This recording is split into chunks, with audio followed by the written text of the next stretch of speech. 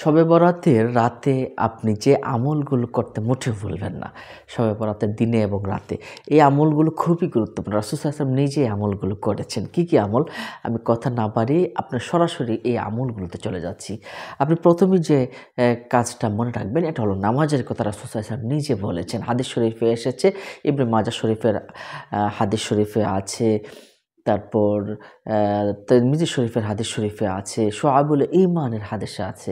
যে রাসূল সাল্লাল্লাহু আলাইহি ওয়াসাল্লাম বলেছেন, যখন তোমাদের কাছে অ্যা মধ্যবর্তী শাবান মাসের মধ্যবর্তী সময়টা আসবে, তারিখটা আসবে, তখন তোমরা কি করো?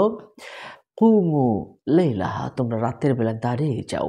এর মানে কি জানেন? কুমু লাইলাহা মানে নামাজ আদায়ের কথা বলেছেন রাসূল সাল্লাল্লাহু আলাইহি ওয়াসাল্লাম।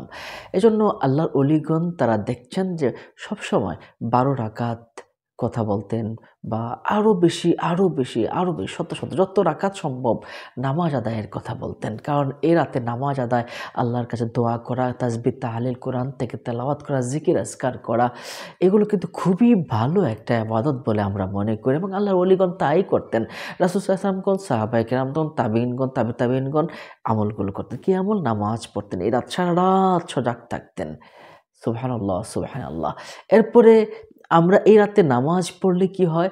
আল্লাহ সুবহানাহু ওয়া তাআলা বলেছেন, এই রাতে যারা এই রাতটাকে জিন্দা রাখলো, সে যেন তার জান্নাতকে জিন্দা রাখলো, তার নিজেকে জিন্দা রাখলো, তার ঈমানকে জিন্দা রাখলো। সুবহানাল্লাহ, সুবহানাল্লাহ।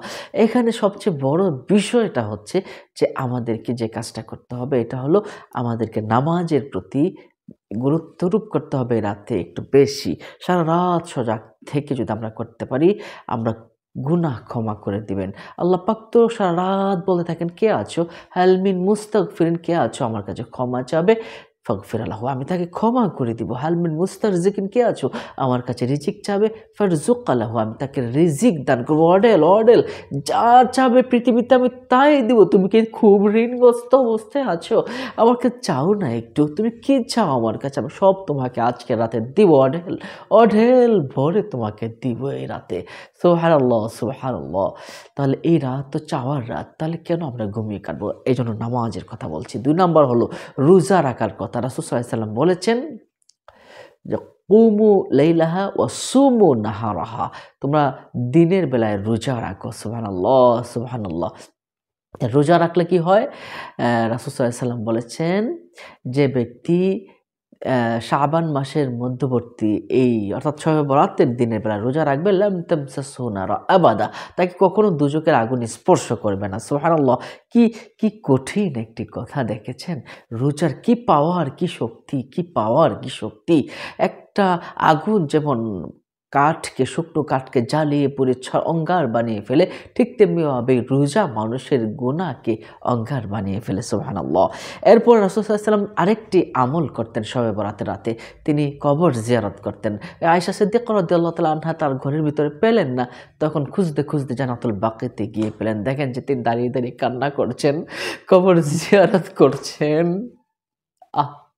এই কবরে তো আমাদেরকে একদিন যেতে হবে। এই কবর যেতে হবে আমাদেরকে একদিন। কবর জিয়ারত করছেন, নিজের মা-বাবার জন্য দোয়া করছেন, কবরবাসীর জন্য দোয়া করছেন। এজন্য আমাদেরকেও এই কবরবাসীর জন্য দোয়া করতে হবে। নিজের মা-বাবা যদি কবর থেকে থাকে, তাহলে ওই কবরে আমাদেরকে একটু দোয়া করতে হবে। আল্লাহ তাদেরকে মাফ করে দাও। আল্লাহ তুমি তাদেরকে মাফ করে দাও।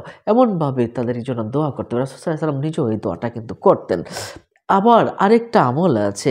এটা হলো আমরা ওই রাতে যদি আমরা গরিব দুঃখীদেরকে খাবারের ব্যবস্থা করে দিই অথবা ভালো উন্নত মানের খাবারের ব্যবস্থা করতে পারি, এটাও একটা ভালো একটা ইবাদত। এটাও এর মানে এই নয় যেন সারারাত আপনি শুধু খাবারের আয়োজন করলেন, নিজে কিছু ইবাদতবন্দি করলেন না, এটা যেন না হয়। তারপর তওবা ইস্তেগফার করতে হবে বেশি, বেশি।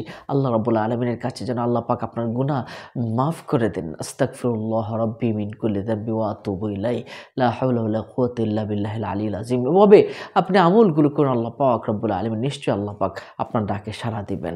আল্লাহ আমাদেরকে সঠিকভাবে সুন্দর মতো আমল করার চাওয়ার তৌফিক দান করুন। আমিন। আসসালামু আলাইকুম ওয়া রাহমাতুল্লাহি ওয়া বারাকাতুহু।